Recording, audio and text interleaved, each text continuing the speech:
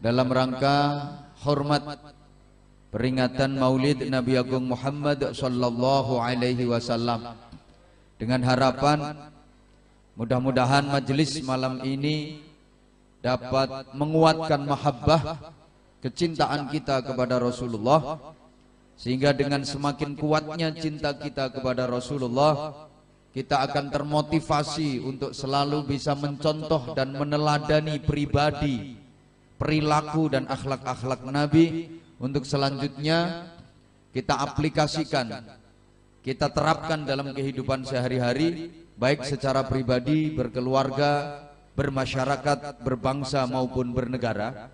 Karena hanya dengan itu kita akan dapat meraih sa'adah abadiyah, kebahagiaan hakiki dunia akhirat. Bukankah setiap kita mendambakan kehidupan yang bahagia? Betul? Bukankah setiap kita mendambakan kehidupan yang istilah agamanya barokah, yang ziyadatul khair, selalu bertambah nilai kebaikannya? Allah mengajarkan satu doa yang itu diabadikan dalam Al-Quran.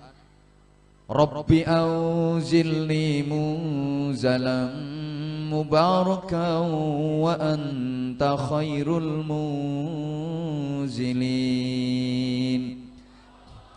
Ya Allah Tuhanku, tempatkanlah aku kapanpun dimanapun pada posisi yang selalu Engkau berkahi. Memang hidup yang paling nikmat, paling membahagiakan itu hidup yang barokah, yang ziyadatul khair. Semakin lama semakin bermakna.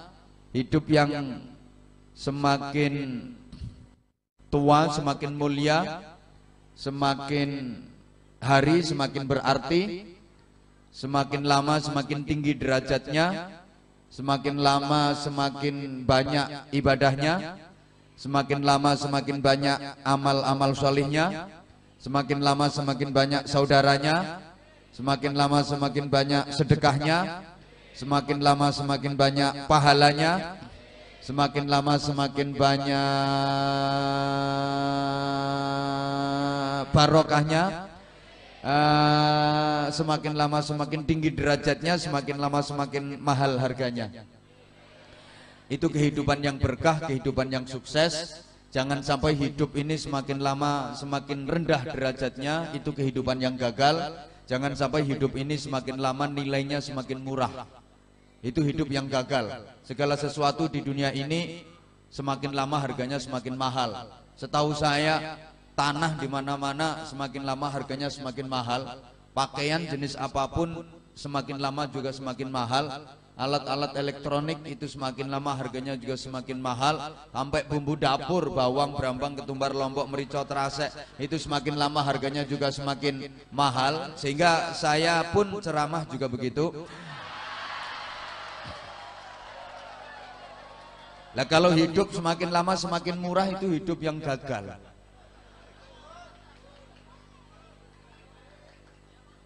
Keluarga yang bahagia adalah keluarga yang barokah.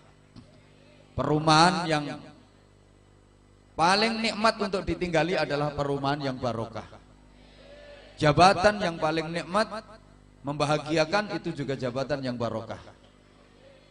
Duit yang paling nikmat dan membahagiakan itu juga duit yang barokah. Cuman Bapak Ibu jamaah rahimakumullah, duit yang berkah itu enggak harus banyak secara nominal, enggak harus banyak secara jumlahnya, enggak. Tapi yang banyak itu nilai kebaikan dan kemanfaatannya. Dan tanda orang yang hidupnya barokah itu atine ayem, keluarganya tentrem, meskipun duitnya banyak. Jadi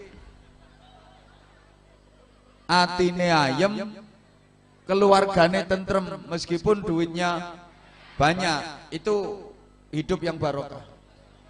Lah sekarang punya duit banyak tapi keluarga nggak tentrem, ya nggak barokah namanya. Punya duit banyak banget, 50 juta. Banyak apa banyak? Ya kalau ukuranmu sih udah banyak banget. Punya duit banyak, 50 juta. Tapi kalau keluarganya nggak tentrem, anak laki-lakinya kena narkoba, Anak perempuannya kena imbasnya pemilu, perkawinan hamil dahulu, hamil di luar nikah. Suami menghamili istri tetangga. Istri perempuan yang bermerek C, ceriwis, cerewet, cemburuan, curiganan, ceguk, centil, ceninilan, celelean, celalaan, celandaan, cerongoan, celutak. Rasa-rasanya duit 50 juta nggak ada artinya kalau keluarga nggak tentrem. Betul? Coba Bapak Ibu, Anda pilih mana? Punya duit banyak banget 50 juta tapi keluarganya nggak tentrem, sama punya duit cuman 100 juta tapi keluarganya tentrem.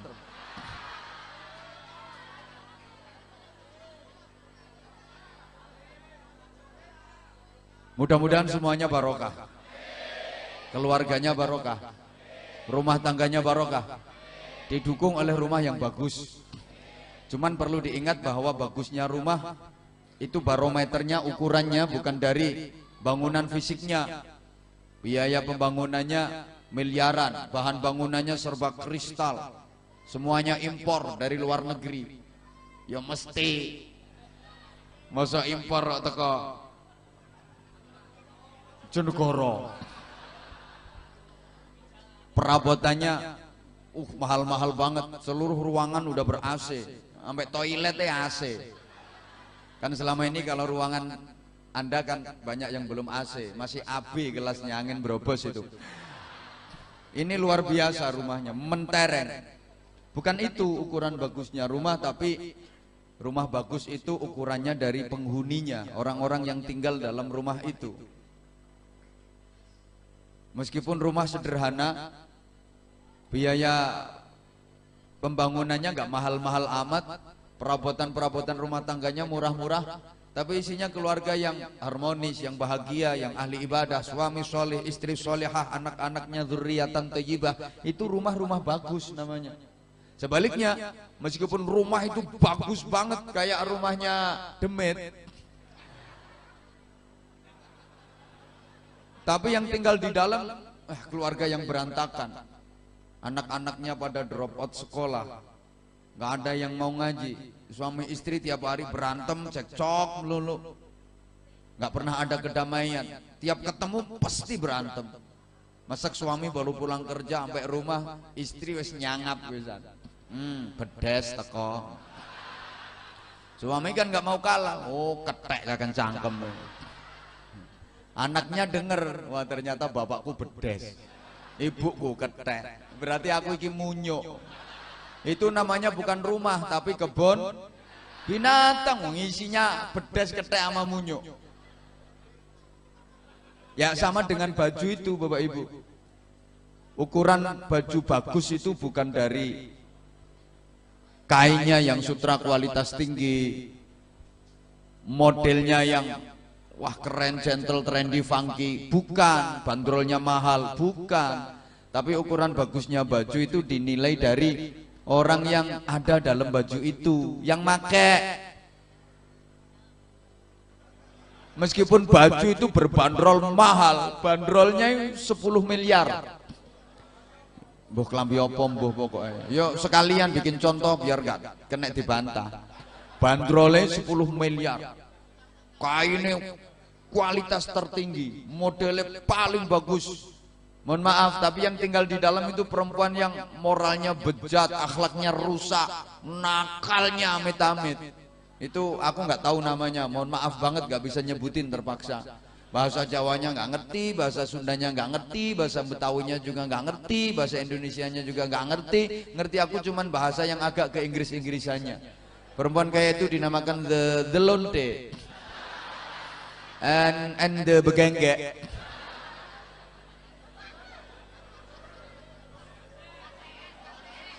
Apa? Oh ya, WTS, wadah titip senjata. Ada yang bilang PSK, perempuan suka kelon. Malah orang Jawa bilang balon, sing bayar oleh kelon.